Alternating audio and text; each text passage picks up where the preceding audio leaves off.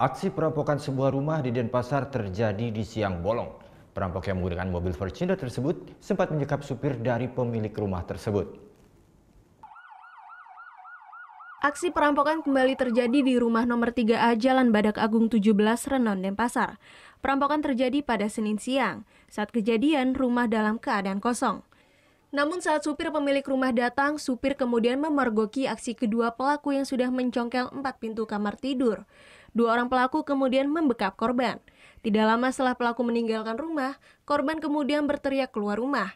Korban dan warga berupaya mengejar pelaku namun kehilangan jejak. Lari keluar, habis itu saya dibonceng langsung nyampe. Masih sini lehernya diikat itu masih. Saya yang lepasin tadi lehernya. Ikat pakai apa tuh? Itu kan di mobilnya polisi. Diketahui pelaku berjumlah 2 orang mengendarai mobil Fortuner warna putih. Sementara pihak kepolisian dari Polsek Denpasar Timur masih melakukan penyelidikan. Surya Sanjaya melaporkan untuk NET. Oh yang beneran? Iya, oke.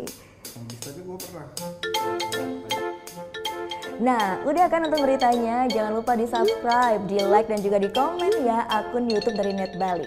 Terima kasih udah subscribe. Yang belum, jangan sampai lupa. Di sebelah sini nih. Subscribe.